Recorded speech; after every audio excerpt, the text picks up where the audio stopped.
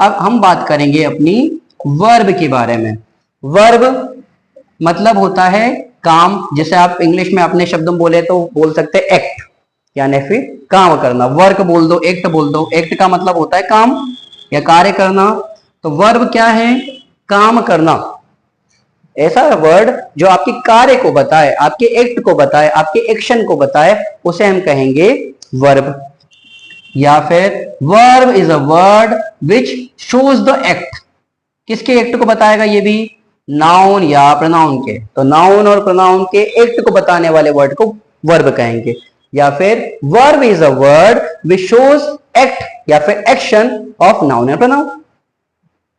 Verb is a word which shows the act of noun and pronoun. Noun और pronoun के verb को बताने वाला शब्द वर्ब कहलाएगा। वर्ब को हम वैसे तो पहले बात कर चुके हैं, लेकिन एक छोटी सी जरा सा डिटेल हम लोग फिर से ले लेते हैं एक बार। वर्ब जो होती है दो प्रकार की होगी, एक हेल्पिंग वर्ब और एक मेन वर्ब। हेल्पिंग वर्ब में तीन टाइप्स होते हैं, प्राइमरी, सेकेंडरी एंड मोडाल्स। ऐसे ही मेन वर्ब के 7 फॉर्म्स होते हैं, first form, second form, third form, fourth form, fifth form, sixth form और सेवंथ फॉर्म। ये हम पहले डिस्कस कर चुके हैं हमारे पिछले वाले सेशन में, जब हमने सब्जेक्ट और प्रेडिकेट सीखा था। तो अगर हमने सब्जेक्ट और प्रेडिकेट वाला सेशन नहीं देखा हो तो पहले वो देख लीजिएगा, तो आपको वर्ब की जो हमने डिटेल में बात की थी उस पर बात हो जाएगी। इसके हमने ग्रामेटिकल नेम भी समझे थे कि इसको प्रेजेंट फॉर्म बोलते हैं, सेकेंड फॉर्म को पास्ट फॉर्म, ऐसे past participle form, continuous form, singular form and objective form. और हेल्पिंग वर्ब के तीन types, primary, secondary and modals. Primary में फिर से 3 ग्रुप होते हैं। इसमें हमने एक लिया था बी, दूसरा लिया था हैव और तीसरा लिया था डू। हमने ये भी डिस्कस किया था कि बी में 7 वर्ड्स होते हैं, हैव में 3 वर्ड्स होते हैं और डू में भी 3 वर्ड्स होते हैं। हम इसकी और बात करेंगे हमारे हेल्पिंग वर्ब वाले सेक्शन। टॉपिक है एडवर्ब। हमने भी बात की कि वर्ब मतलब होता है क्रिया और एड मतलब होता है adjective. Ad means adjective, verb means verb. Adjective का मतलब होता है गुण बताने वाला शब्द, या पहले इंग्लिश ले लो इसका भी। एडजेक्टिव का मतलब हमने अभी समझा कि एडजेक्टिव का मतलब होता है क्वालिटी, और वर्ब का मतलब होता है वर्क या फिर एक्ट। और इसको भी हिंदी ले लो। क्वालिटी का मतलब होता है विशेषता या गुण, और एक्ट का मतलब होता है कार्य करना। तो अब इससे हम हमारी एडवर्ब की डेफिनेशन बना सकते हैं कि जो हमारे कार्य की विशेषता या गुण बताए उसे बोलते हैं एडवर्ब। जो कार्य के गुण या विशेषता को बताए उसे बोलते हैं adverb. Adverb is a word which shows the quality of noun और प्रोनाउन। भाई हम जो भी बात करेंगे घूमकर आएगी नाउन और प्रोनाउन पर। तो नाउन और प्रोनाउन जो भी काम करते हैं, नाउन और प्रोनाउन जो भी काम करते हैं, उस काम की क्वालिटी बताए उस वर्ड को हम लोग कहेंगे एडवर्ब। जैसे राम लिखता है, हमने एक सेंटेंस लिया, राम लिखता है, राम राइट्स। तो राम लिखता है तो राम राइट हुआ, राम लिखता है। अब राम कैसा लिखता है? राम अच्छा लिखता है, राम बुरा लिखता है, राम तेज लिखता है, राम खराब लिखता है, राम सुंदर लिखता है। ये सब का सब जो होगी उसकी क्वालिटी कहलाएगी। Ram writes well, Ram writes good, Ram writes neatly, साफ सुथरा लिखता है। तो ये सब राम की विशेषता नहीं है, राम की क्वालिटी नहीं है। ये किसकी क्वालिटी है? लिखने की, यानी कि एक्ट की। तो जब काम की विशेषता बताए, वर्ब की विशेषता बताए, उसे हम कहेंगे एडवर्ब। और अगर वो विशेषता किसी व्यक्ति की हो, किसी नाउन की हो या प्रोनाउन की हो, तो उसे हम कहेंगे एडजेक्टिव। अब हमारा अगला टॉपिक है प्रीपोजिशन। प्रीपोजिशन में वर्ड है पोजीशन। पोजीशन का मतलब होता है स्थिति या जगह या स्थान। प्रीपोजिशन में हमने वर्ड लिया है पोजीशन। अगर आप इस तरह से थोड़े से कीवर्ड याद रखेंगे तो आपके लिए उस ग्रामेटिकली उस वर्ड को, उस कंसेप्ट को याद रखना आसान हो जाएगा। तो मैंने प्रीपोजिशन में से पोजीशन निकाला। पोजीशन का मतलब होता है स्थिति या स्थान। तो ऐसे वर्ड जो पोजीशन को बताए या स्थिति को बताए उसे कहेंगे हम लोग प्रीपोजिशन। अब फिर से वही क्वेश्चन, स्थिति पोजीशन किसकी बताएगा वो, तो वो बताएगा नाउन या प्रोनाउन। इसमें एक लेवल और बढ़ा देता हूं तो डेफिनेशन बनाना आसान हो जाएगा आपके लिए। इस पोजीशन को मैं पहले नीचे लिख देता हूं, फिर उसका हिंदी लिखते हैं अपन, स्थिति या फिर स्थान, जगह, और किसकी जगह बताएगा, ये नाउन एंड प्रोनाउन की।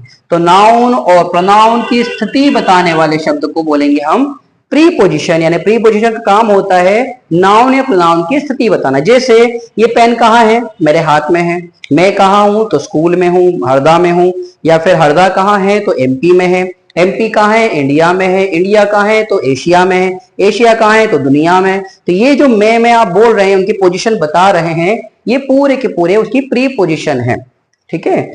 और अगर आप इसकी डेफिनेशन बताना चाहें तो pre position is a word which tells the position of noun and pronoun. Preposition is a word which tells the position of noun and pronoun. Noun और प्रोनाउन की पोजीशन बताने वाले वर्ड को हम कहेंगे प्रीपोजिशन। अब लास्ट एक रह गया है हमारे पास, नहीं सेकंड लास्ट है कंजक्शन। कंजक्शन वर्ड में से भी मैं जंक्शन निकाल लेता हूं। जंक्शन वर्ड आपने रेलवे स्टेशन वगैरह पे सुना होगा, Khandwa junction, Indore junction, Burhanpur junction, इस तरह से जंक्शन। जंक्शन का मतलब होता है जोड़, वैसे ही कंजक्शन का मतलब और काम भी होता है जोड़ना। जंक्शन का मैं हिंदी लिख लेता हूं यहां पर, जोड़। तो ऐसे वर्ड जो जोड़ने का काम करते हैं, जो ज्वाइन करने का काम करते हैं, उन्हें कहते हैं हम लोग कंजक्शन। अब प्रश्न वही, किसको जोड़ेंगे, ये सबको जोड़ सकते हैं। ये नाउन से प्रोनाउन को जोड़ सकते हैं, नाउन से नाउन को जोड़ सकते हैं, प्रोनाउन से प्रोनाउन को जोड़ सकते हैं, इवन एडजेक्टिव से एडजेक्टिव को भी जोड़ सकते हैं, वर्ब से वर्ब को भी जोड़ सकते हैं। ये लिमिटलेस है, किसी को भी जोड़ सकता है, तो नाउन प्रोनाउन को भी जोड़ सकता है। तो दो शब्द, अब यहां पर अपन नाउन प्रोनाउन नहीं लेते हैं, यहां पर वर्ड ले लेते हैं, क्योंकि नाउन प्रोनाउन लेना तो गलत हो जाएगा, हम लिख लेते हैं वर्ड। तो वर्ड को जोड़ने वाला शब्द होगा कंजक्शन, मतलब शब्दों को जोड़ने वाला शब्द। एक शब्द है जो जोड़ने का काम करता है दूसरे शब्दों को, जैसे राम और श्याम, राम एंड श्याम। तो राम नाउन है, श्याम नाउन है, दोनों को जोड़ने वाला एंड कंजक्शन है, ठीक है। राम आर श्याम, राम या फिर श्याम, तो ये हिंदी में या इंग्लिश में और, राम एंड श्याम। तो जो एंड है ये हो गया कंजक्शन, या फिर मैंने इसकी जगह लिख दिया और, राम और श्याम, तो ये और भी क्या है, कंजक्शन। ऐसी बिकॉज, बट, ये सब आपके कंजक्शन होते हैं जो जोड़ने का काम करते हैं। दो वर्ड्स या फिर सेंटेंस भी ले सकते हो आप इसमें, दो वर्ड या फिर सेंटेंस को आपस में जोड़ने का काम कंजक्शन करते हैं। पार्ट्स ऑफ स्पीच है इंटरजेक्शन।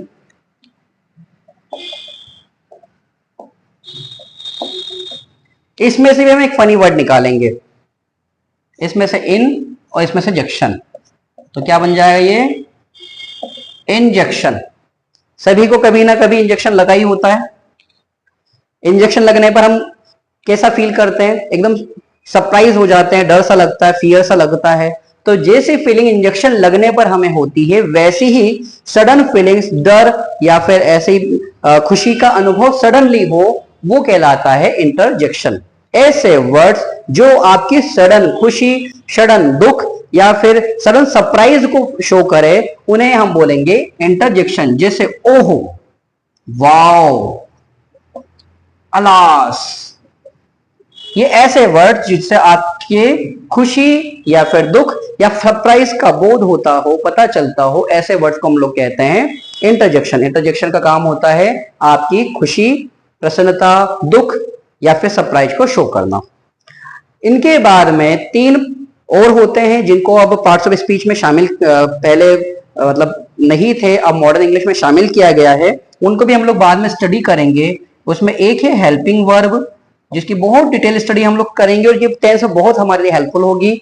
एक है इसमें आर्टिकल और एक है इसमें मार्क्स ऑफ पंक्चुएशन। मतलब ओल्ड ग्रामर में तो क्या होता था कि पार्ट्स ऑफ स्पीच 8 ही माने जाते थे, लेकिन मॉडर्न इंग्लिश में अब इन तीनों को भी शामिल किया गया था। अब आप याद करें पार्ट्स ऑफ स्पीच के स्टार्ट में हम लोगों ने क्या बात की थी, हमने बोला था कि सेंटेंस को स्टडी करना, यानी पार्ट्स ऑफ स्पीच को स्टडी करना। एक सेंटेंस में आने वाले सभी वर्ड्स पार्ट्स ऑफ स्पीच होते हैं। अब पार्ट्स ऑफ स्पीच में अगर हम बात करें एक सेंटेंस में, तो हेल्पिंग वर्ब भी तो आती है सेंटेंस में आर्टिकल भी तो आता है, सेंटेंस में मार्क्स ऑफ पंक्चुएशन है, dot, full stop, comma, exclamation mark, ये भी तो आते हैं।